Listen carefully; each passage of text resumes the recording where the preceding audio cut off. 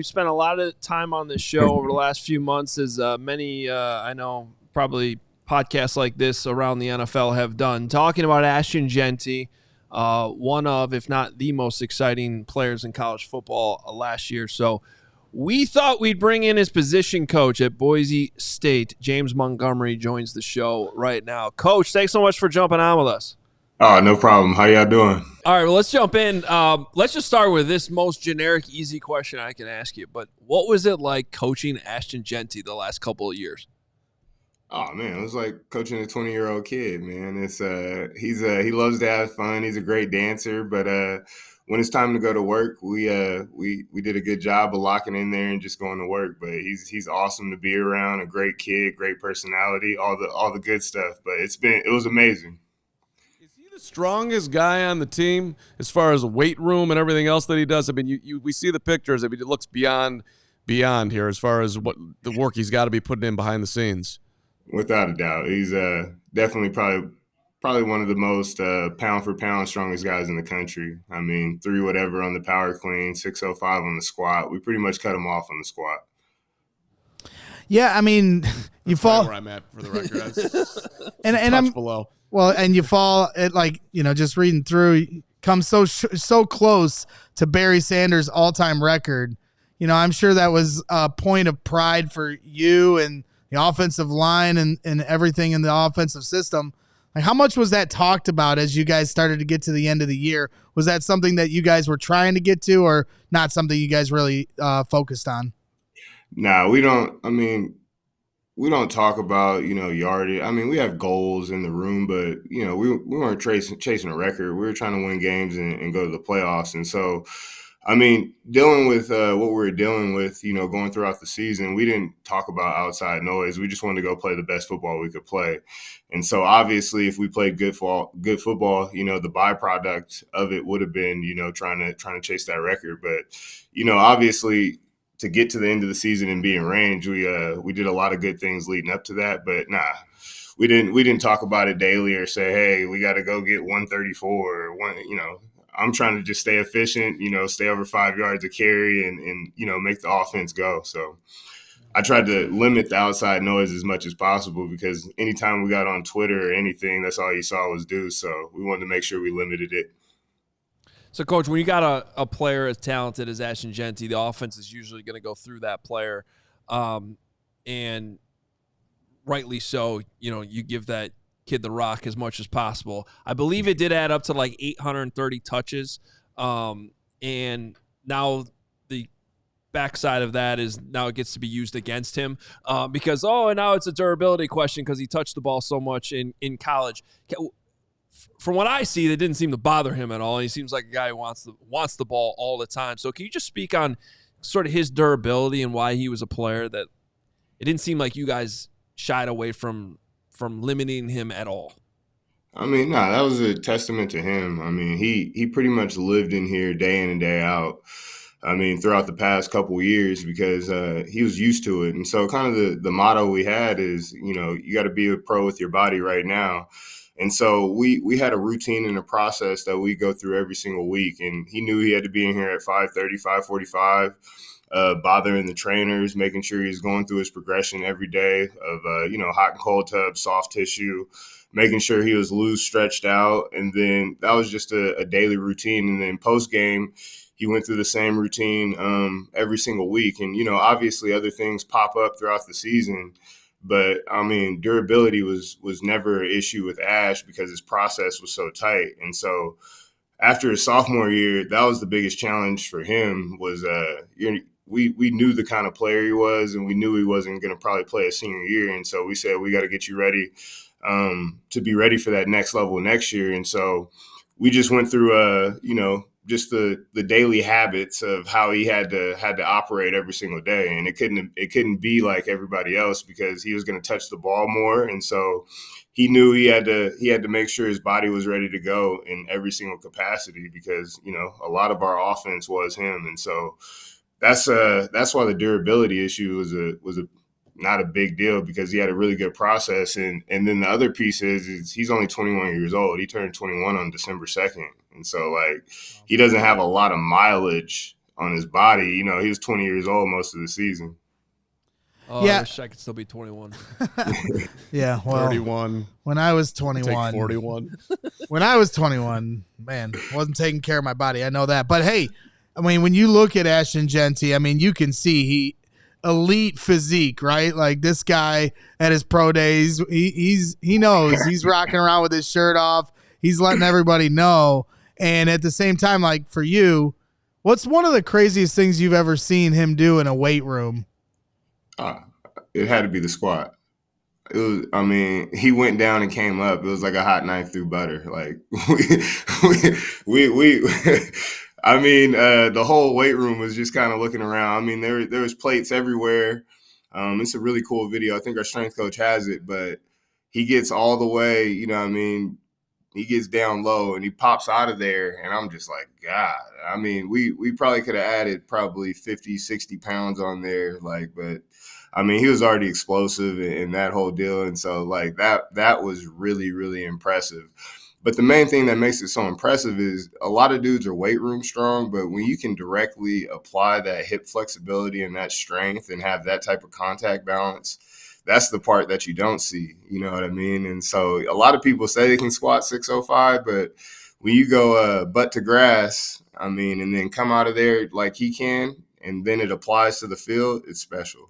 What are some of the, I'm sorry, Carm, what are some of the things you guys work on with contact balance as far as, you know, different little, you know, tricks to the trade?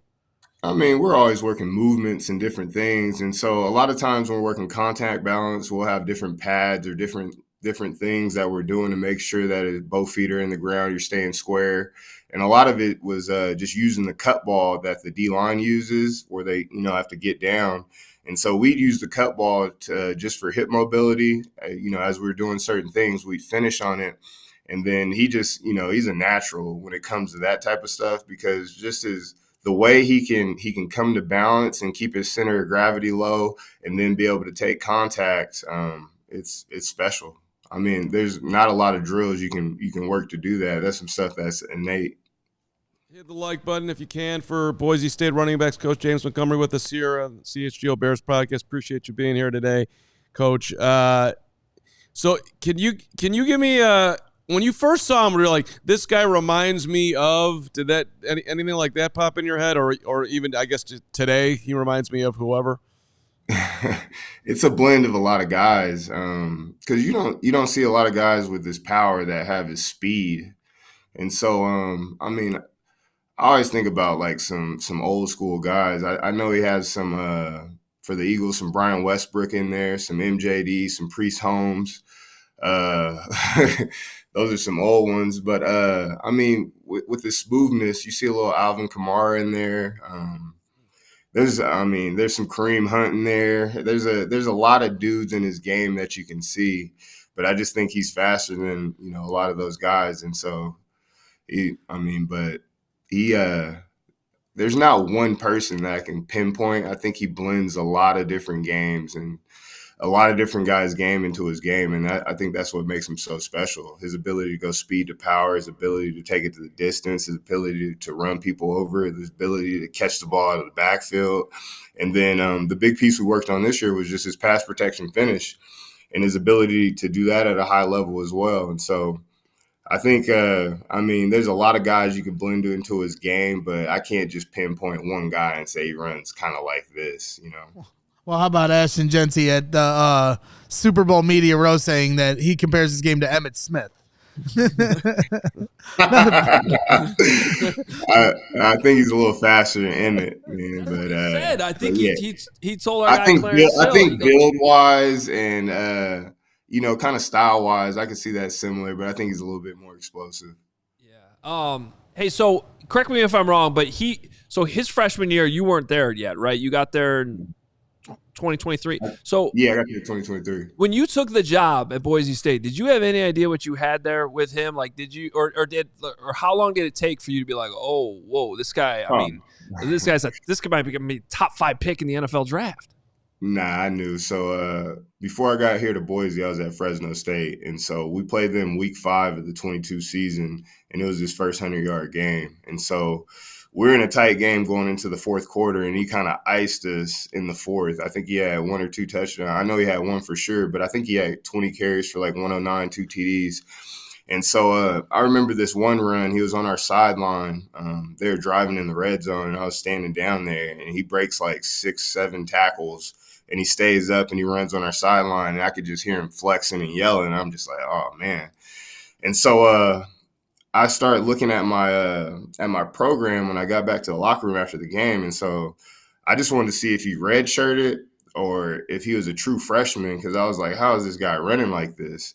And so I get back in there, and I'm like, he had to come in January. So I started doing my research on him, and I'm like, why? How did they get this guy? And then I realized he was a true freshman that came in January and was playing like that. And then I followed him the rest of the season, and then I guess the scars kind of aligned, and I had the ability to take this job. And so we had another back here as well, George Alani. He's playing for the Seahawks now. And so I knew I had 2 good guys that I was coming into a pretty good situation.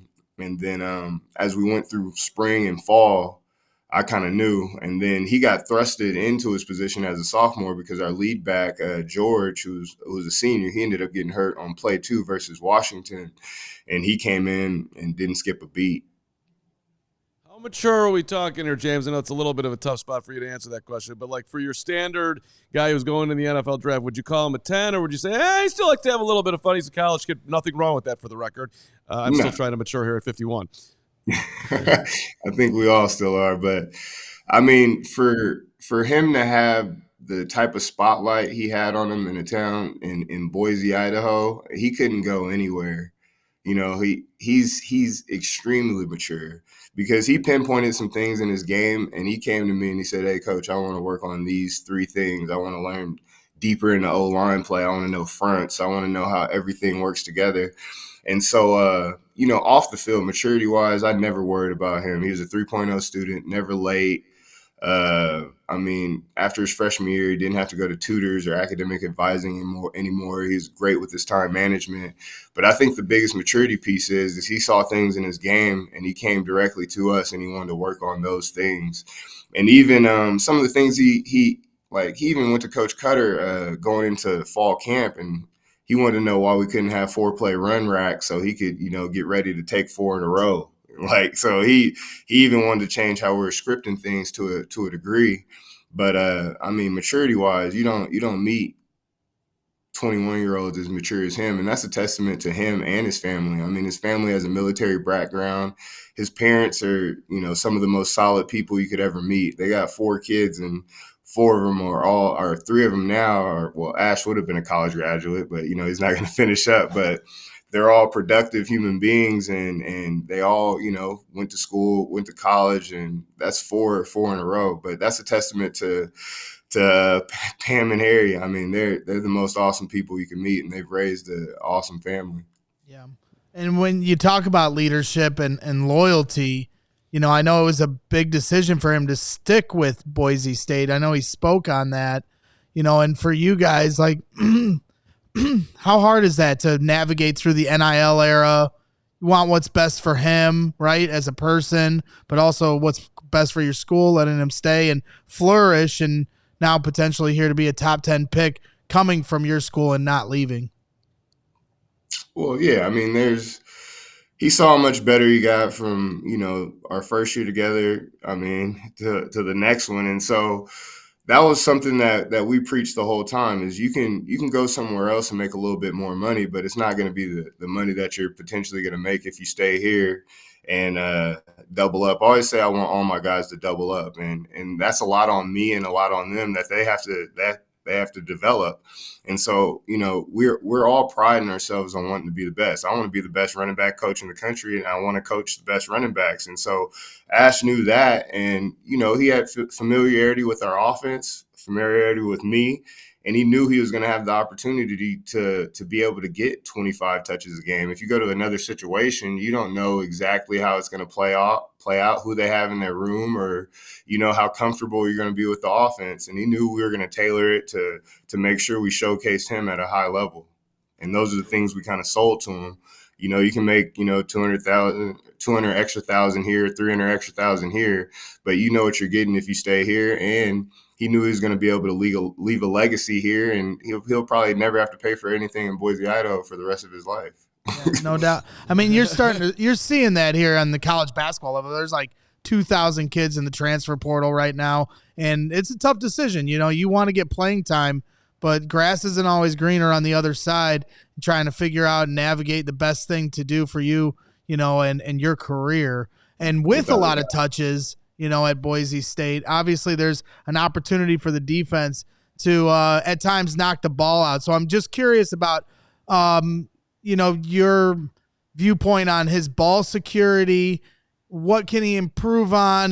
But also with the understanding that he's getting the ball so much that, teams are going to have an opportunity to get at a little more than maybe some others that don't touch the ball as much.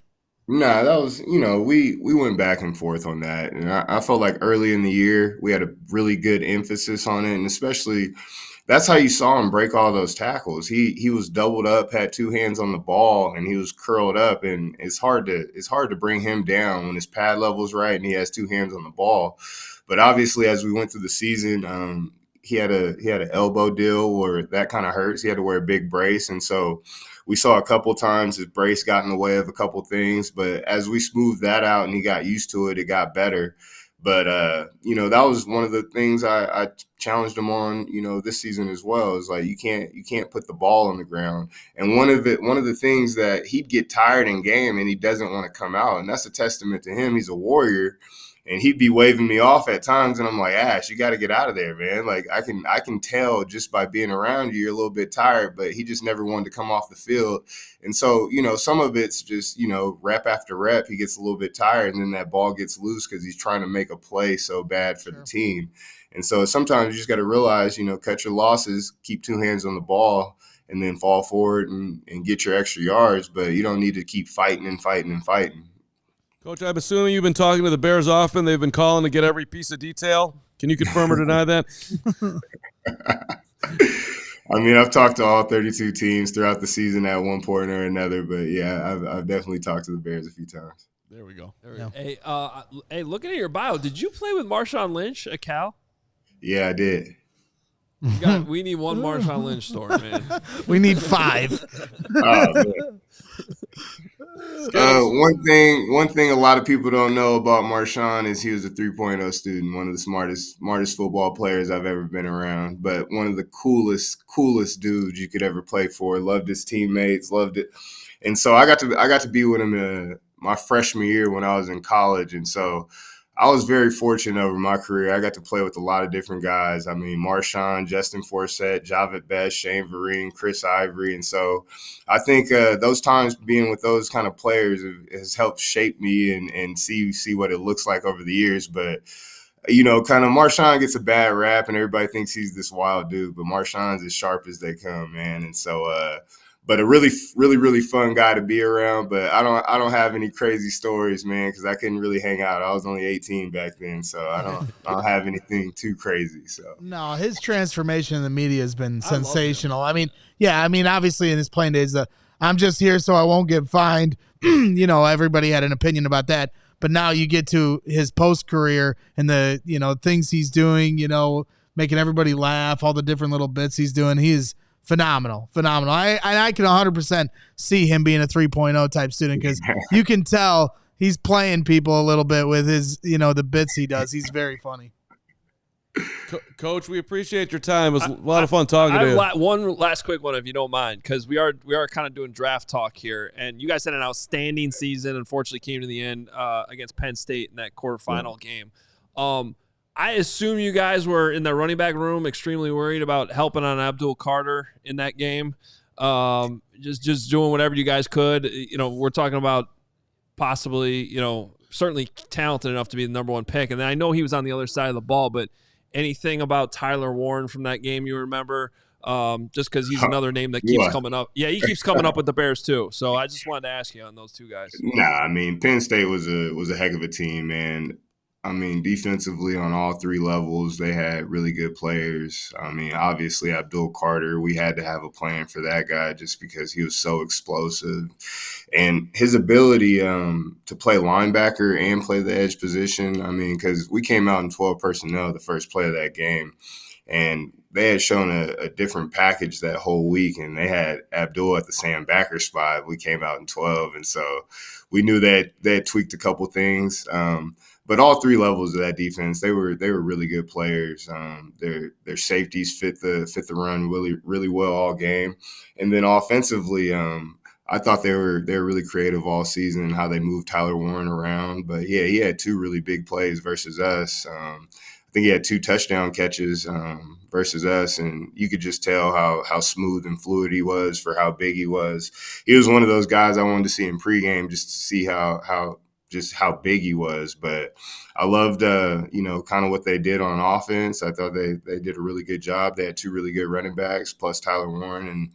And so, I mean, I had big respect for that Penn State team. But, yeah, Tyler Warren was a guy. I mean, even watching, cut-ups, because I'll pop in and look at the defensive side of the ball, kind of look at what they're watching. And obviously I kind of wanted to see what those guys were doing. And so, but yeah, Tyler Warren's a special player, and he definitely showed up versus us in the Fiesta Bowl in a big way. Sorry, one more from behind the camera over here. A lot of people, Bears fans included, say running backs aren't worth top 10 picks. What would you say to those people on why Ashton Jeanty is worth a top 10 pick in the draft? I mean, when you get a good running back in your system, it kind of calms everything down. And so kind of how I coach running backs in the run game, we're always there to make the offensive line right. It's never going to be perfect. But when you look at the running back position, you have to know how you fit in the puzzle of the protection game. And the dude you're standing next to is one of the most important pieces of the team, right? The quarterback, he is the most important piece, and he's the most expensive player on the team. And so you have to be an extension of the O-line and pass protection. You pretty much are the run game, and then you have to be able to be a triple threat and be able to catch the ball out of the backfield. And so when you have a good team and you bring in a really, really good running back, you can see kind of what happens like with the Eagles this season. It kind of transformed their whole team, bringing Saquon in. And so I think a lot of people overlook good running back play because, it doesn't seem like much to the common eye. But, like, if you got a guy that you can count on to get 5 yards of carry on 1st and 10, your whole playbook is open the whole game. And so if you can stay efficient on 1st down, I mean, those are the most explosive teams. And then obviously as you grind teams out through a game, if you got a running back that can grind a team out, that defense doesn't want to see you in that second half, really. And people, like, the thing that makes Ash special, he can run you over or he can make you miss.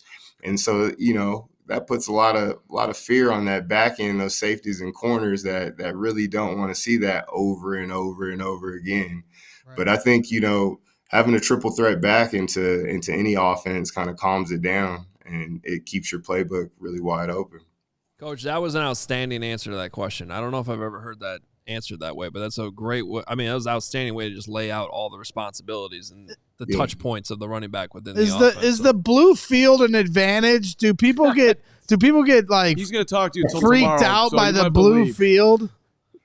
I mean, I don't know. I love going on the blue field. It's special every weekend to me. So I mean, it's cool. It's cool. It's just one of the more unique things in all of sports. Being on the other side and coming in here, we put a really big emphasis on, you think it's going to be not as loud, and then you get in here and this place is rocking, and we put an emphasis on not jumping off sides. And I remember my first play when I got here on the opposite side, first play of the game, we jump off sides. And so it's the deep blue sea, man. It's definitely a tough place to play, but it's one of the most awesome atmospheres in the country. And, I challenge everybody to come out and see it. I had to get a blue field question in. I am sorry. Coach, we'll let you go. Enjoy the rest of your day. Really was a pleasure talking to you, though, and thank you for jumping on with us. No doubt. Thank y'all so much.